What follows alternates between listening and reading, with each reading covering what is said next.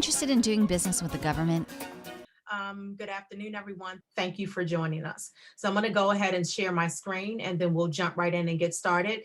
And the benefit of all of the SBA programs that we looked at is the ability to joint venture. All right. You found an opportunity. It's too big for you. You want to team. Teaming is prime sub. Someone's going to be the prime's going to hire the sub, and together you're going to perform the services. That's not a joint venture. A joint venture is all parties of the joint venture are deemed prime, and everyone's equally responsible for whatever their lane is. So when you take 100% of the work, we say that if it's going to be an 8A joint venture that's created, the 8A firm, who is the company that holds that particular certification, must perform at least 40% of the work because it's a 8A joint venture. And they must own in that joint venture entity legally at least 51%. That's how it goes. If it's a WOSB or an EDWSB joint venture, same thing.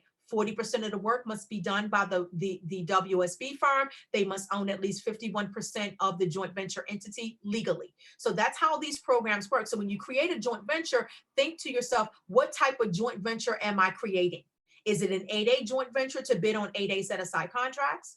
Is it a WOSB joint venture to bid on those types? Is it a hub zone joint venture? Is it a veterans joint venture? Or is it a joint venture to bid on all different types of small business set aside? It depends on the type of joint venture, which depends on the type of opportunity you're going to bid on. One thing I want to bring to your attention is the last bullet, and that is that it used to be that when you form a joint venture, let's just stick with the example of 8A joint venture, legally you were only allowed to be awarded 3 contracts within a 2-year period. Recently, the law changed right around the time when they created the veterans program, and right around the time when they extended, current 80 participants who have been in a program for a certain period of time, extended the term by 1 year. All of this happened as part of that same law. It's like a package deal. They threw in all these wonderful changes. With that being said, it's now unlimited awards within a 2-year period. And the clock starts after the joint venture wins its first contract. So when you bid under a joint venture, whether it's an 8A or WSB or hub zone, et cetera, and you don't win, it does not count against you. It only counts starting with the first award. All right. But this is wonderful news, because that 3 and 2 rule was hurting those joint venture relationships where they were finding a lot of opportunities to bid on, but they were unable to because they were no more than 3 and 2. They had to wait for the 2 years to pass, and then the clock would start over again, and then they would get a fresh 3. Now you don't need to worry about that. It's unlimited joint venture awards in a 2-year period. And you can do that across all different types of programs. And one of the beauties of joint venture is you can team up with large business. But you can only team up with large business if they are your mentor, which leads me into this slide.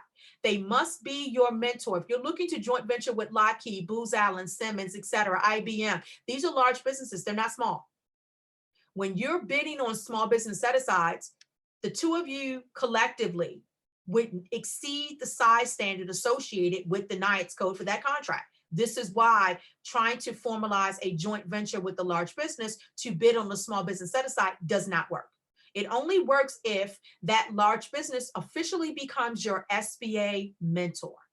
So SBA has a program called the All Small Business Mentor Protege Program. The 8A program used to have its own Mentor Protege program. They recently dissolved that program. So now 8A firms will submit their requests under the All Small Business. So now there is only one SBA Mentor Protege program, and it's called the All Small Business Mentor Protege Program, where you can create a mentor protege relationship with any type of company, another small business, an 8A, a hub zone, a woman-owned, someone that holds a GSA schedule, or even a large business. And when you do that, and then you, after the approval of the mentor protege, you then go and formalize a joint venture. That joint venture, because they are your approved mentor, every joint venture that you create will automatically be deemed small.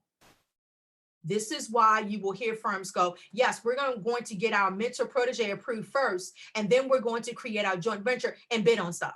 This is why they do that, Because if you don't have an official mentor protege, then size limitations will fall under for you for the joint venture facet of that, which is the actual bidding vehicle. You can't bid on something via a mentor protege relationship. To bid on any opportunity, you must form the joint venture. That's the joint venture is a bidding vehicle. Mentor protege is not. So again, this just gives you some of the different areas that SBA says you can receive assistance in. So you say to yourself, why would Booz Allen or Lockheed want to, joint venture with me? Or actually not joint venture, but be my mentor. Go down here to the last bullet. The program allows for the protege to sell up to 40% of their business to their mentor for the purpose of generating working capital, etc. But to give it away, SBA typically doesn't like to approve those types of requests. Why are you just giving away 40%? But when Lockheed and Booz, and trust me, all of the big dogs are fully aware of this little regulatory thing here, which is that you have the ability to sell to them 40%. So as we all know, we're in business to make money. And unfortunately, there are not a lot of people out there that do things out of the goodness of their heart. They always try to find that underlining, what can I get out of it? It's just the nature of the industry that we're in. That's federal procurement. That's government, whether state, local, city, county. It's just how it is. This is the space in which we operate. So when you say to yourself, why would they want to? That's one reason, is that they're able to try and get part of that 40% or all of it, to help you out from a financial standpoint, especially if you need it. And then secondly, if you hold a certification, large businesses not hold an 8A certification or a HubZone or woman-owned or veterans, and they're looking to bid in those types of contracts, they might want to joint venture with you. Becoming your mentor might be a benefit for them. So those are the two biggest benefits as to why a larger company, bigger, better, stronger, would be willing to partner with you who's much smaller. This is why. 40%, as well as the ability to bid on those set aside contracts that they don't qualify for. All right, everyone have a great day.